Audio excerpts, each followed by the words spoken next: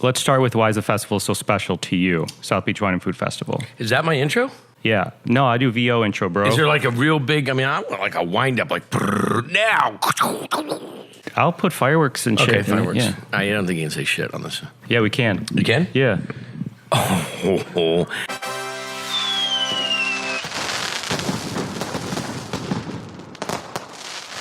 And now, standing in at 5 feet 11 inches tall, residing in sunny Santa Rosa, California, he's known for having eyes in the back of his head. Guy Fieri. See? Told you we could do fireworks.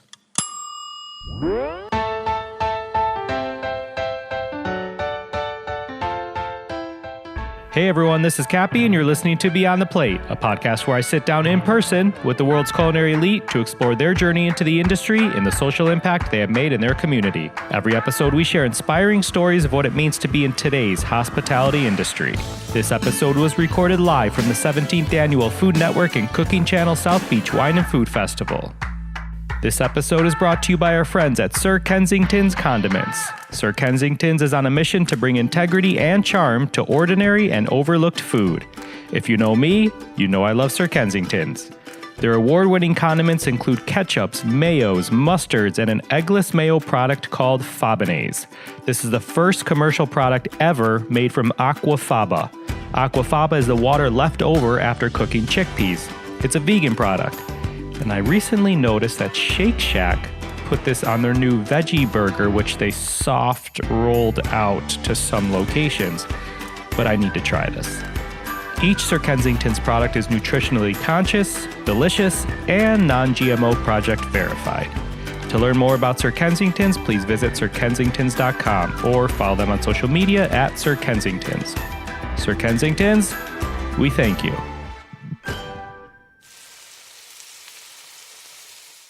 This episode is brought to you by our friends at Martin's Famous Potato Rolls. Martin's was founded in the heart of Pennsylvania Dutch country in 1955, right between Pittsburgh and Philadelphia. Martin's Potato Rolls are the #1 branded hamburger bun in America, and as I like to say, they can make almost any burger taste better. But have I told you about my go-to idea when I run out of bread and my wife or I are desperately craving a grilled cheese? I take a Martin's bun and I make an inside-out grilled cheese. Open the bun, brush or spread a little bit of softened butter on there, flip it inside out, put your cheese on, and go about your business and griddle in a pan or a griddle or whatever you use to make a grilled cheese. Give it a light smush down, and you can't go wrong with any bread product of Martin's. Martin's believes in giving back to their community. Through volunteering time and donating resources, they support hundreds of charitable organizations such as food banks, after-school programs, disaster relief, and others that provide sustenance and comfort to people in need both close to their baking facilities and abroad. To learn more about Martin's, please visit their website at potatorolls.com or follow them on social media at Potato Rolls. Martin's, we thank you. Okay, back to it. Here's the deal. I've known Guy Fieri for quite some time. I know he's a caring individual. I know he's a family man. He's always telling stories about his wife and his kids. And he loves food. I'm talking like this man seriously loves food, loves the restaurant and hospitality industry, loves talking to students that are going into the industry. But Guy has some hilarious, well, to me anyway, likes and dislikes. You're going to catch some of those throughout this episode and for sure in the speed round. And I'm not going to roll through his whole bio here, but he's a chef, restaurateur, best-selling author, Emmy Award-winning TV host. He studied abroad as an exchange student in France. He came back. He went to UNLV, University of Nevada, Las Vegas, for hospitality management. He's opened over 63 restaurants around the world, which you'll hear about in this interview. In 2006, he won the second season of Food Network Star, and has since had plenty of other shows beyond that. He has 6 cookbooks to his name. In 2013, he launched Hunt and Ryde Winery in Sonoma County, named for his 2 sons, Hunter and Ryder. He supports numerous charities, including his own, called Cooking with Kids, as well as the Make-A-Wish Foundation and Best Buddies International. And I am going to stop here, but please enjoy this conversation as we go beyond the plate with Chef Guy Don't call me Fieri. Fieri. That was actually good. You took the hook. Totally. I know what's coming. Why is the South Beach Wine and Food Festival so special to you? Well, it's really the amalgamation of all the great chefs and all the fans of food. I mean, if you haven't been, I tell people this all the time. Like, oh, what do you do? What do you do? Where you go? What do you do? You know, and I say, have you ever been to South Beach for the Food and Wine Festival? And they're like, no, I heard about it though. I said, you can't hear about it. That's like trying to hear what seeing in color is. You know, you can't hear about it. You got to come and see it or come feel it. And it's a great event from morning, noon, and night. You just have to hang on. What is your take on chefs becoming celebrities? Like I asked this to Giada, to Alex Guarnaschelli. Obviously, it opens doors, but there's a lot of things that come with that. Not everybody likes country music. Not everybody likes rap. Not everybody likes football. Not everybody likes soccer. Not everybody likes whatever. But everybody likes food. So food is, I think it's the common denominator of all people. Sure. You know, everybody's a fan of food. I think that you can. Michael Vitaggio did a great show where he was going to countries where there was conflict between two parties. Really? And he did a whole thing about feeding people and showing how food is the bonding agent. You know, everybody has that common idea. Yeah. I think what it is people. We celebrate food. Food is at the great times. Food's at the terrible times. Food's in the morning. Food's a lot of times the last thing at night. Food is it's creative. It's a surprise. It's all the things that you want life to be is encapsulated a lot of times in food. And so when we're the ones that get to produce that, it's not someone arguing whether or not they like country music or rock or rap. They're just ready for the tune. Whatever you play. When people say when one door closes, another one opens. Talk about the Guy Fieri restaurant empire. It's up to how many now? In my mind, or in reality? No, I don't know. We're 50, 60, somewhere around there. Around the world. Yeah. What countries? We've got in everything from full standalone restaurants in Vegas and Dubai and South Africa and Atlantic City. And then we've got small concert venues, throughout the country. So it's, I'll tell you about the restaurant business, and there's high highs and low lows. Yeah. You've got, you're dealing with the public. So you've got positive, negative. Those things happen, but you're in the business and you make food and you cook for people because you love it and you love making people happy, and you try as hard as you can. I mean, we try as hard as we can to do it right, and you run into things. You run into economics. You run into the way the country's running, the way people are spending money. All these different pieces. So it's not any simple task. It looks fun. It looks easy, and everybody wants to be in the business. I have friends all the time that call me and say, "Oh, come on. I want to open a restaurant." I'm like, please. The best way to make a small fortune in the restaurant business is to start with a large one. Yeah. But it's what I do. It's the only thing I do. I don't know how to do anything else, really. That's what I always wanted to do. And I was just happy to have one restaurant, and then fortunately build a good little restaurant empire in Santa Rosa up in Northern California. Sold those. Oh, you did? Sold those a few years ago. And that's tough, closing a restaurant, selling a restaurant, any of those transitions are tough. It's just like anything, like selling a car. You don't want to, but it's part of the game. So I wanted to quickly interrupt your regularly scheduled program because I'm about to ask Guy about Shane Torres. Shane Torres is a comedian, but if you Google Guy Fieri, Shane Torres, you'll find a really hilarious bit that starts out with Torres saying, quote, "What the fuck did Guy Fieri ever do to anyone? People shit on that dude all the time, and as far as I can tell, all he ever did was follow his dreams." End quote. Obviously, I'm not delivering this as great as a comedian, so here's Guy's reaction to that bit. Did you see the Shane Torres comedian video? Mm-hmm. Awesome dude. Yeah. Awesome Did you dude. meet him? No, I haven't met him. And matter of fact, I was supposed to meet him, and I want to meet him. And I love that. He's got one. He's very insightful, and he's very aware, and he's very funny. Yeah. And that's another side of the food world is how topical it is, and how in the middle of everything it is. And we're foods at every turn. So. When it can make Conan and it can make the late nights and it can make the media, I love it. It's amazing. For a young restaurateur listening, for like you said, there's high highs, low lows. What are tips you would give to these young restaurateurs or people in the industry, whether it's surviving frickin' critic or whether it's closing a door or whether it's getting bashed? I'll tell you what it is. One, you can't live off your reviews. You know, that you don't fall into that trap, because that's one person. And granted, it's a loud voice, but it's one person. What I will say, I think one of the number one reasons that restaurants have difficulty is undercapitalization. Not having enough capital. And you start to make, I think, I'm not saying everybody, but I think that people start to make bad decisions when they don't have the capital. Trying to figure it out, starting to cut corners, starting to, not have enough staff, starting just the things. One of the best restaurants that I ever opened, a restaurant called Tex Wasabi's. We had taken the money that we had from a restaurant that burned down. One of our restaurants burned down. And we were in the middle of trying to get the restaurant reopened, but we were going through some issues with the building department and so forth. So we took the money and went and opened Tex Wasabi's, Southern Barbecue and Sushi. And we had tons of money. First time we'd ever opened a restaurant with a bunch of money. Now, granted, we're using money that's going to another building, but it was so awesome because we did great stuff. We built cool shit. We did great decorations. We did great sound, and we did great lighting. Two things that restaurateurs miss all the time. Is that a focus for you now when you open?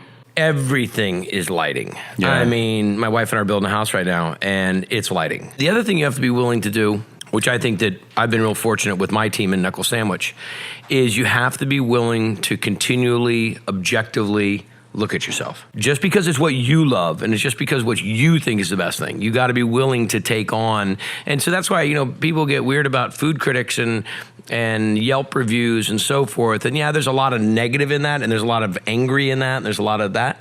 But there's also a lot of insight, and there's a lot of awareness, and there's a lot of things that if you don't get too caught up in the drama of it and you really look at it. You weed out the real. And you see it, and you gotta stay current. You got to stay focused. You got to be willing, and that's what we do. That's what we try to do inside of our company, is really make sure that nobody gets too lost in the belief of what we did is exactly what it is.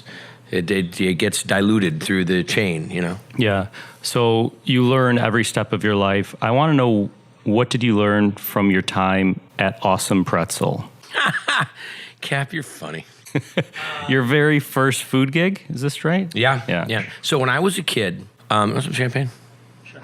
Babe, can we have some champagne? The Awesome Pretzel. So when I was a kid, I found out, when I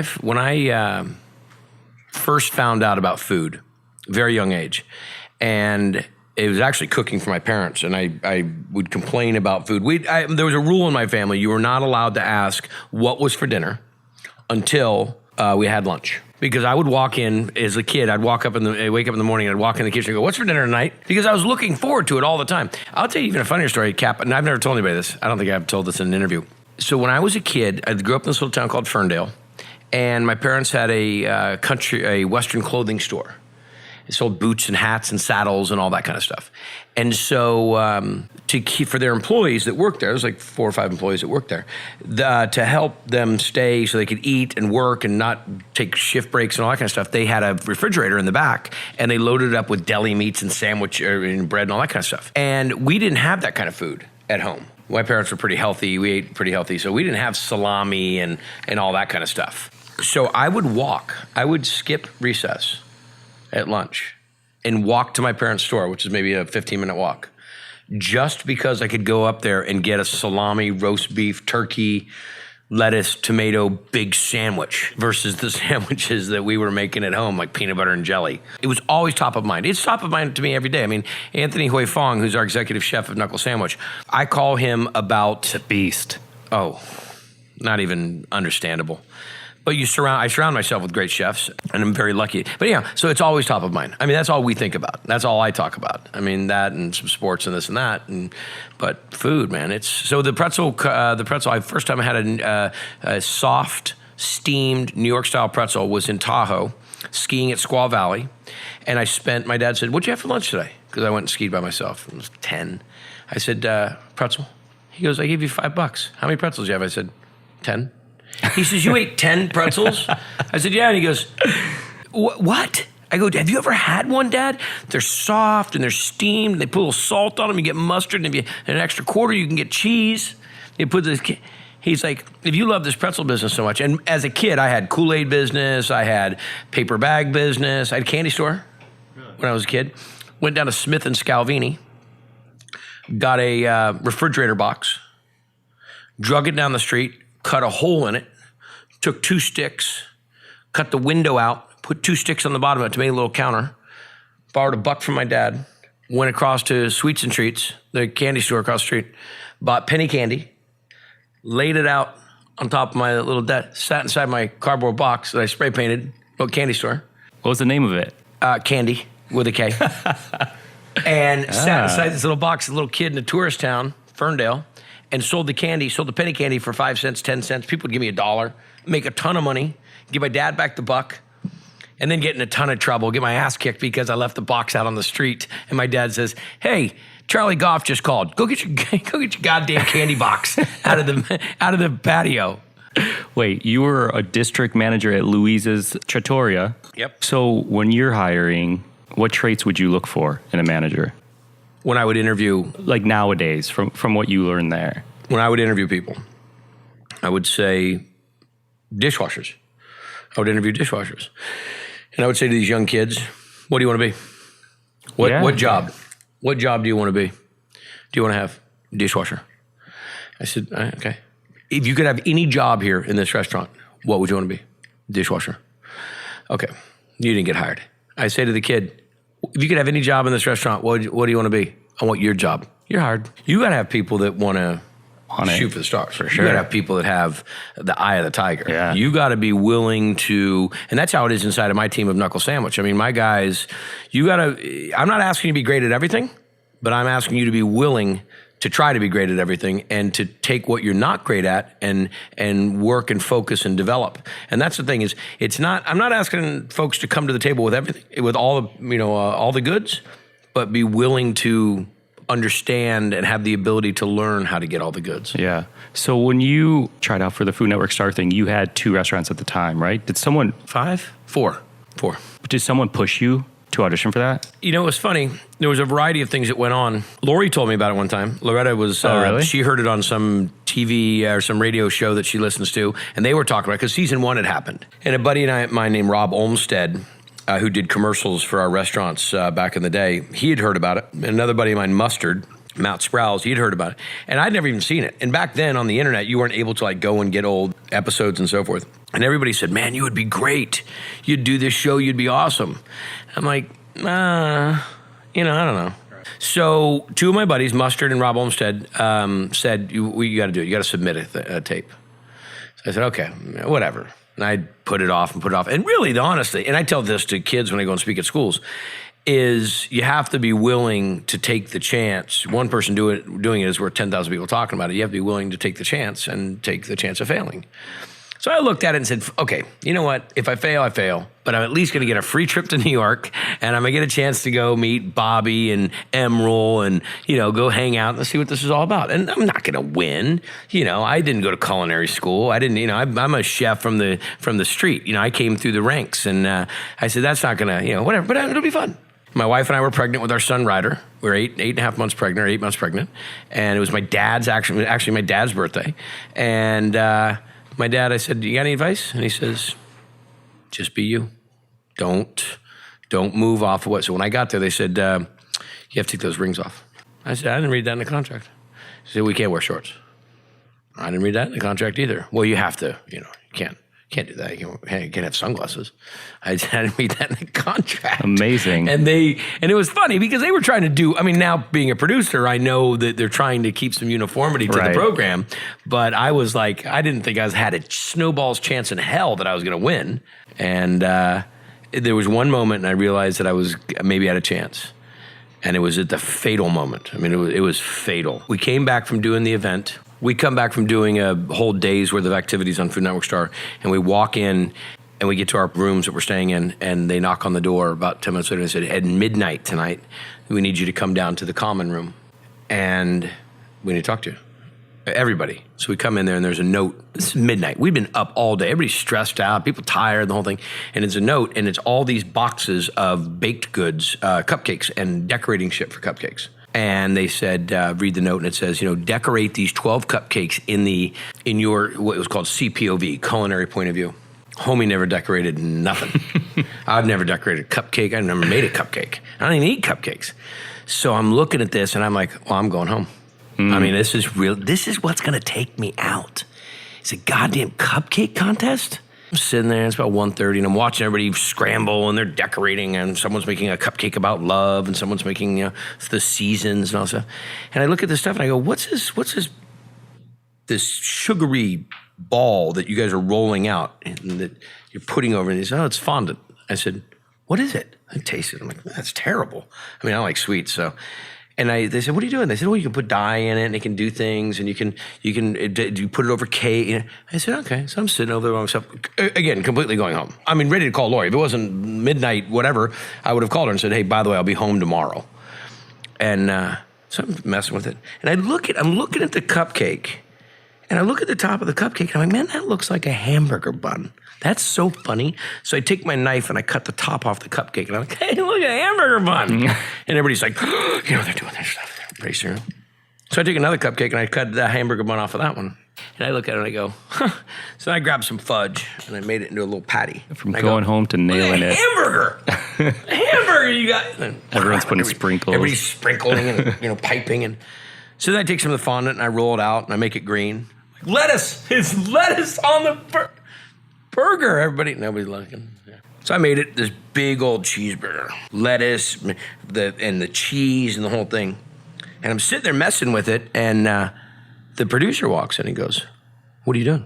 I go, nothing. She goes, no, what is that? And I go, hey, I'm going to go home anyway, so I'm just screwing off. Is that out of your cupcake? I said, yeah, but, she goes, hang on a second. Next thing I know, tired-eyed producers come like in pajamas and so forth, and they go, what is this? And I said, it's a hamburger. It's my culinary point of view. I'm trying to do something on cupcake. Oh my God, get cameras. The cameras come in, everybody's shooting the whole thing. And everybody else in the group's like, oh, that's great. So I did the cupcake. And so at that moment, once I broke all the rules, and then I went and did my demo with the cupcakes.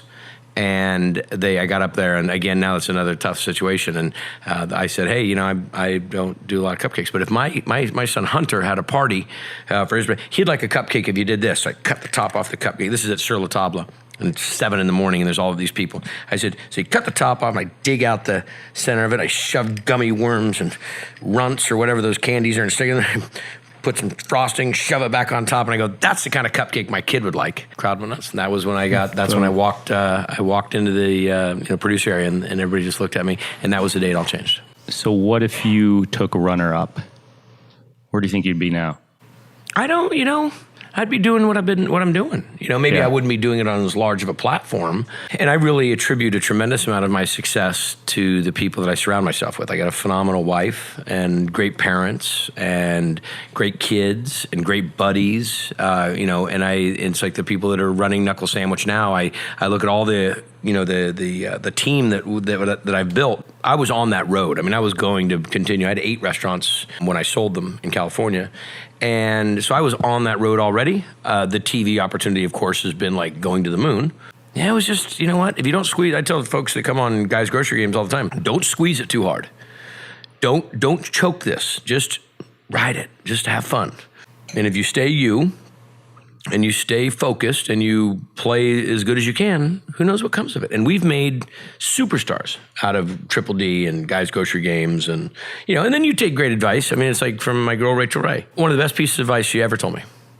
She said, never burn tape. No dead air. That camera's in front of you, roll.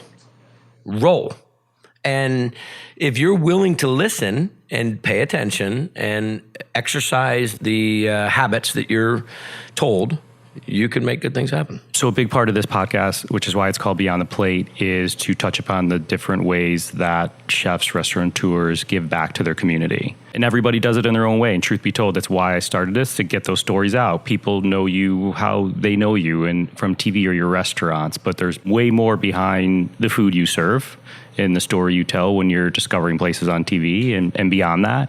I'm just going to give you the lob in the air because I want to hear about the philanthropic work you do. I know you do a ton of work through your foundation work. And I also want you to touch upon, I almost got teary-eyed walking past your booth last night and you had Best Buddies there.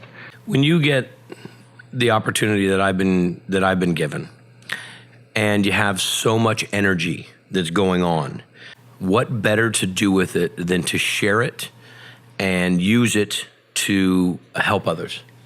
I mean, it's so wasted if you don't. I mean, there's only so much great times. So here we are at the Burger Bash 2018. We're at one of the most phenomenal chef experiences that you'll find in the world. And I get to be the host of it, and I'm going to do a burger stand about it. And I'm like, why take all that and just have it on Guy? Let's do it on a charity and a group and an organization that deserves far more attention than they're getting. And once everybody gets it and goes like, oh, wow, we should have been doing this before. We should, and it's a program called Best Buddies, and it's working with intellectually disabled adults and kids. And growing up with a cousin with intellectual disabilities, Dougie, who I didn't see any difference. I mean, just different people have different ways. And so it was a natural fit. And then, to partner up with the Best Buddies team and Tom Brady and do our event every year in Boston and the big bike ride down in the Cape is amazing. And what we do, and it's not just the money, Cap, that we raise, it's the exposure and it's the awareness and it's the education. See, I think that's what the bigger ticket is that when we can educate folks about charities and we can educate folks about prejudice and we can start to shine a light on things, that's where we can really use our influence to help that. And so anytime I can. I mean, I'm just so fortunate to be where I'm at and to have what I have. And I think that it's my responsibility. And so Best Buddies is one of my favorite programs. Cooking with kids, it's another thing that I really try to express to kids and mainly their parents and say, this is a life skill. You teach your kids how to read. You teach them how to use their computer. You teach them how to use their cell phone. Teach them how to cook. You may not even be that great of a cook yourself. Teach your family to cook. It's a life skill. And the more educated you are, the better decisions you'll make. That's the truth. So if you can make if you can give kids better education about their eating habits, we have kids with childhood diabetes and obesity. That's not what kids are supposed to be worried about. Kids are supposed to be worried about how to get their ball over the fence, and how to, make it through math class. And I think that it's awareness and education. And so someone asked me the other day, they said, when TV's done and restaurants are running and the team's got it, what are you going to do? I said, I love sharing. I just built, Cap, I'll tell you this. I'm building currently a 48-foot culinary trailer that gets hauled and it will be able to go anywhere in the United States. It's a full kitchen, fryers, grills, smoker. We'll be able to feed 5,000 plus a day out of this. We had a disaster in Northern California where I live. We had this horrible fire last year. Cooking out there. Yeah. And so we went, and my buddies and I, my friends, rallied up and built a mock kitchen, what do you call it? A MASH unit, and built it in the corner of the Vets building parking lot and started cooking. Before any disaster services were available. People were there. 6,500 homes are gone. People are totally displaced. Friends of mine, my insurance agent, the guy that insures all my stuff, his house burned to the ground. Not like burn, like get a few things out, like gone. And we started cooking for folks. And I said, you know what? This is needed everywhere. And so we're building this trailer. And my goal is to be able to take the trailer, have it driven to wherever our situation may be. And I've got chef friends all over the country and just be able to call and say, hey, Richard, I know that this is going down. Are you okay? Great. Do me a favor. The trailer's coming. Find, 1,000 pounds of pork butt and find, get whatever you can, get a crew together, start cooking. I'm flying in, or my crew, or, Anthony Hoy Fong's going to fly. Someone's coming. And start to cook, because we were making food for folks before they could get them food. Awesome work, man. It's incredible. Let's do a quick speed round, a few questions, and then close it out. Why did you say that? Because that's what I was thinking. I did this with Josh Capon yesterday, and he did the same. He turns and he goes, lavender. And every question I ask him, he goes, lavender, yelled Mogadishu. it. I'm like, what did you have for breakfast this morning? The Terminator sandwich at La Sandwicheria over across the street from the Deuce. Was that breakfast? Yeah. Breakfast was served at 12:30. I didn't know if it was like a 4 a.m. breakfast. I'm not a late night eater. Really? Not my game. Not my game. I'm Things not I learn about you. I'm telling you. I'm telling you. Name a smell in the kitchen you love. Mahogany.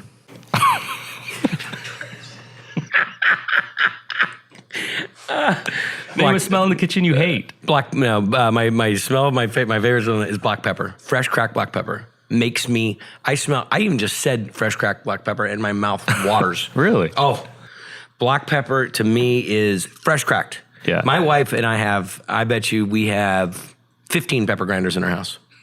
We have a 4-foot pepper grinder. I feel like I've seen a picture or something. So but fresh cracked black pepper is the key. The smell I hate? Yes. Can't even be around it. Gagging. Beef liver. Oof. Beef liver cooking. When we first shot Triple D, one of the first places we went, and they said, hey, this place is known for its liver and onions. I said, I can't try it. They said, no, come on, you're a chef. You got to try it. And I said, I can't try it. They said, okay, well, you can try it. I said, I can't try it. They thought they were funny. They had them cooking liver and onions, and it was under a dome. And there was cooking, and they pulled the dome off, and the waft of the stank. What did you do? Ran. I went out the door. The whole video, the show goes like this, and I'm out the door. It was horrible. What pisses you off in the kitchen? People that scrape their knives across the board on their blade. They chop something and then they drag their knife across the board. Flip the knife over, use the back of the knife and pull it across and dull my knives. Got it. Or using the knife inappropriately, not saying behind you. Not saying hot, leaving a hot pan, pulling a pan out of the oven, leaving it on the stove. Would you like to go on? Yeah. I can go on with Keep these. going, man. I can go on these for days. 10 things that piss you off in the kitchen. Oh, you want to hold it at 10? People that don't put mats under their boards, under the cutting boards, putting a knife in the sink, That's wrong. Get out. Yeah. Just out. Not salting your water.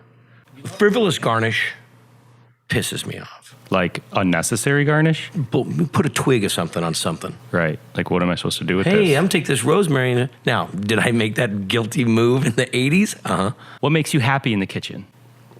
Smiles. People trying food that they never tried before. Having somebody eat bone marrow and not understanding what they're eating and then go, oh, but that's awesome. Have you ever slept in your sunglasses? Oh, absolutely. It's called day drinking. All right, close it out. Just hit the half century mark. I don't know what that means. What's in store for the next half century? The 3.0 version of the first century. Which is? Just more great things. I'm watching my kids grow up. Mm-hmm. Getting a chance to make an impact, a bigger impact with more tools and more talent. Watching the opportunities happen for my team inside a Knuckle Sandwich. Trying to stay, fit and focused. Trying to face a lot of the growth. There's a lot of growth that happens in this next 50. But being the key term that I say to myself all the time is just being present. Being as present as possible. It's not this is one run. This is no dress rehearsal. You get this chance. And so having the opportunity to do what I'm doing and the way I'm doing it and who I'm doing it with and where it's going, I got a lot of education in the first 50, and I'm trying to put it all to use and all into the application for the second 50. Thanks, man. Awesome to have. Hey, listen, let me tell you this. I've known you a long time, and you are an amazing support to a lot of people that I know. And to see that you're now taking this role and taking this, I knew about it back in the day with you and your awareness of every goddamn restaurant in the country. But doing this and giving this insight and this awareness and this 360 for folks, especially chefs, and to the community is fantastic. And you do it in a really insightful, meaningful, in-depth way. And That to me is awesome. I didn't know what we were getting, but this is the 3.0. Thanks, dude. On Cap. I appreciate that. You're great, buddy. Cheers, man. Cheers. Quote, when we can educate folks about charities, when we can educate folks about prejudice, and we can start to shine a light on things, that's where we can really use our influence to help. Thanks again to Guy Fieri. Find more on him at guyfieri.com. Join us next week when Beyond the Plate presents Just the Plate, a short segment where chefs describe a dish or a recipe that is meaningful to them. Find me and keep up to date with this podcast across all social media platforms at On Cappy's Plate or go to BeyondThePlatePodcast.com. Beyond the Plate is on Twitter at BT Plate Podcast and Facebook. Thank you to our partners at Aisle 8 by Flavor Gallery who supplied all of our signature hats and t-shirts to our Beyond the Plate guests. These will be coming to the Aisle 8 by Flavor Gallery website soon. This episode was produced by me, along with Ian Cohen, Joel Yeaton, and Sean Petrosian. Our music has been composed by Goldford. As always, a special shout out to my wife, Katie. Please rate, review, and or subscribe to this podcast on your listening site of choice. Thank you for listening to Beyond the Plate. I'm Cappy, and remember, there are never too many cooks in the kitchen.